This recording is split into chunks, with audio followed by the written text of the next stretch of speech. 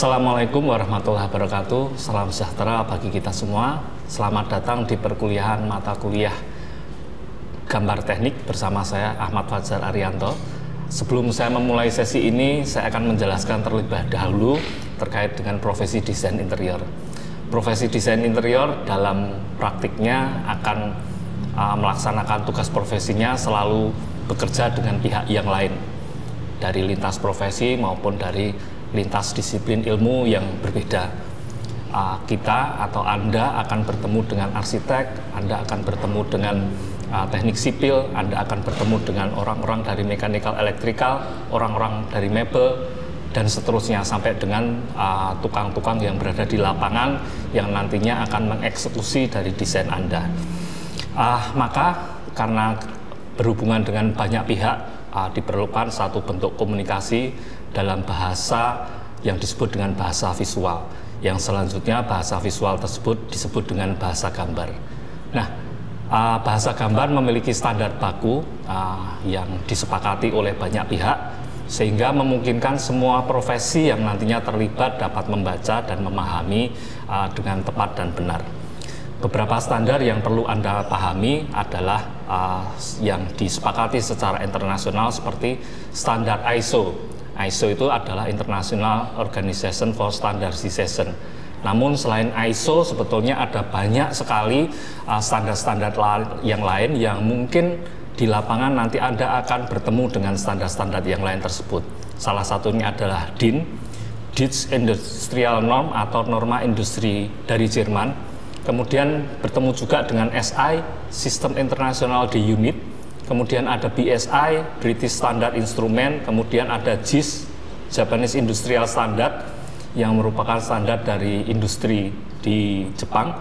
Kemudian ada NNI, Netherlands Standardization Institute, yang merupakan standarisasi dari negara Belanda. Kemudian ada ANSI. Ini juga sering Anda akan menjumpai ketika Anda nanti mulai menggunakan gambar teknik dalam format digital. ANSI adalah American National Standard Institute yang merupakan standar dari Amerika. Dari beberapa standar tersebut, Anda juga perlu mempelajari di situ karena ada banyak sekali pedoman literatur terkait dengan gambar teknik ya. Itu seperti arsitek data, jadi kita walaupun dari interior kita akan menggunakan data-data dari arsitek. Anda dapat membaca atau memahami dari arsitek data yang ditulis oleh Ernest Neuvert.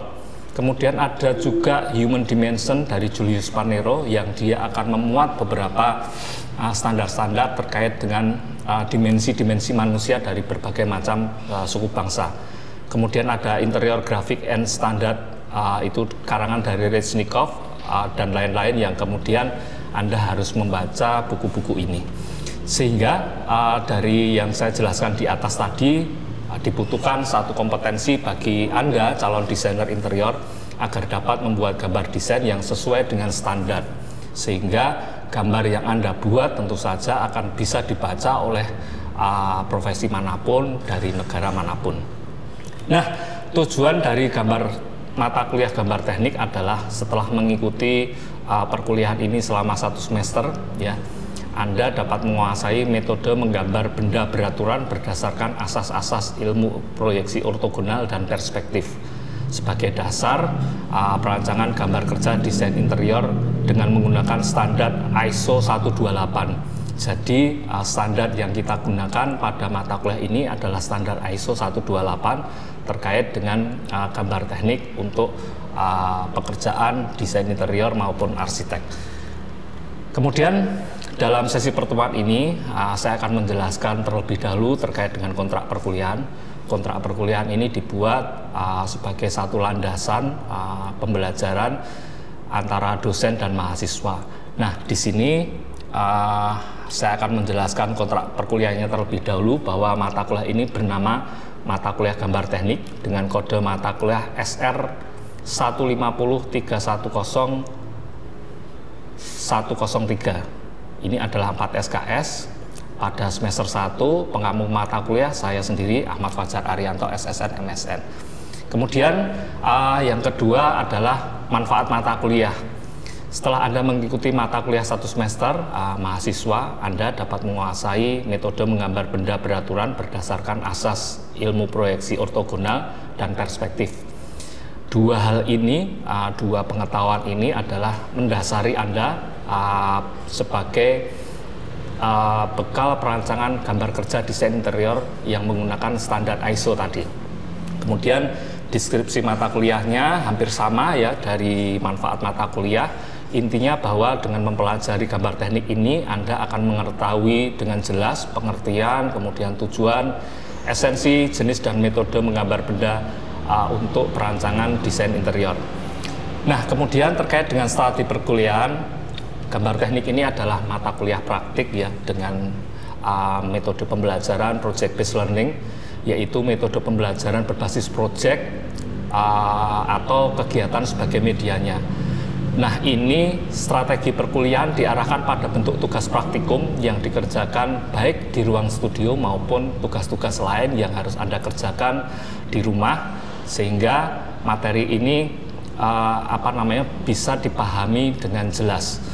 Materi diberikan dalam bentuk ceramah dan juga saya akan memberikan Anda beberapa handout dan video yang dapat dipelajari mahasiswa secara mandiri di luar perkuliahan.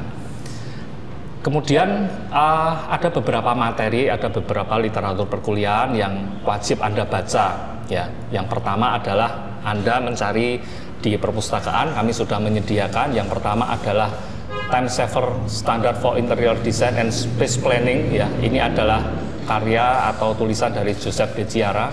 Kemudian ada buku panduan yang harus Anda baca juga, John F. Pyle. Ini satu-satunya buku interior design yang komprehensif, walaupun di tahun 1980 ya, tahun 80, tapi buku ini masih sangat relevan dengan kondisi sekarang.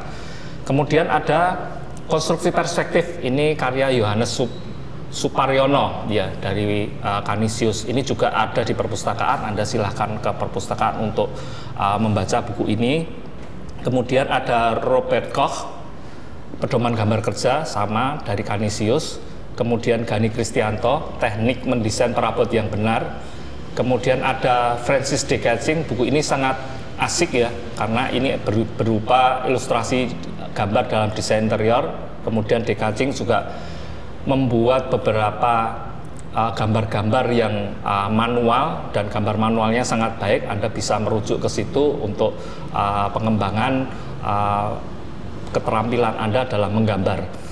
Kemudian ada Julius Panero, Martin Zelnick yang saya sampaikan di awal tadi ya, ini Human Dimension dan Interior Space, bahwa segala sesuatu yang Anda kerjakan besok, baik itu Anda merancang perabot maupun Anda merancang interior, ada standar-standar ukuran yang harus Anda kuasai ya, Anda pahami terkait dengan human dimension, jadi ukuran tubuh manusia maupun keruangan. Nah, kemudian tugas tentu saja menjadi salah satu dari luaran dari mata kuliah ini. Jadi pada mata gambar teknik ini bentuk tugas itu terdiri dari 3 macam ya, jadi 3 macam tugas. Yaitu yang pertama adalah tugas harian, kemudian ada tugas mid semester dan tugas akhir semester. Nah, tugas harian adalah tugas yang diberikan pada waktu tertentu di setiap akhir penjelasan. Jadi setiap kali pertemuan Anda akan ada satu tugas yang harus Anda kerjakan, baik itu di studio, di kampus, maupun Anda tugas itu dibawa pulang, Anda mengerjakannya di rumah. Nah, dalam satu semester kita akan ada sekitar, sebetulnya ada 16 kali pertemuan ya.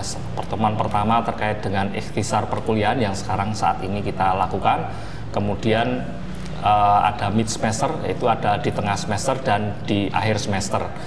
Nah, dari pertemuan 1 sampai dengan pertemuan ke-8 rencananya semoga bisa lancar. Itu kita akan mempelajari tentang proyeksi, dan kemudian di pertemuan 9 sampai dengan 14 itu adalah untuk sesi perspektif. Di proyeksi sebetulnya banyak hal yang Anda harus pelajari ya. Proyeksi itu sendiri ada macam-macam, ada dimetri, isometri, dan lain-lain.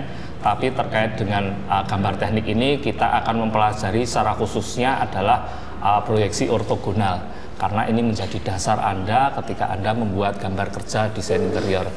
Kemudian perspektif itu ada 2 menu kecil di situ, yaitu menu untuk mempelajari perspektif untuk 1 titik lenyap dan 2 titik lenyap di akhir perkuliahan. Jadi mahasiswa Anda harus wajib sifatnya untuk mengikuti 75% dari perkuliahan untuk bisa dinyatakan berhak mengikuti ujian di akhir semester. Demikian untuk sesi hari ini, semoga bisa dipahami, tetap berlatih, sampai berjumpa di sesi selanjutnya. Terima kasih. Wassalamualaikum warahmatullahi wabarakatuh.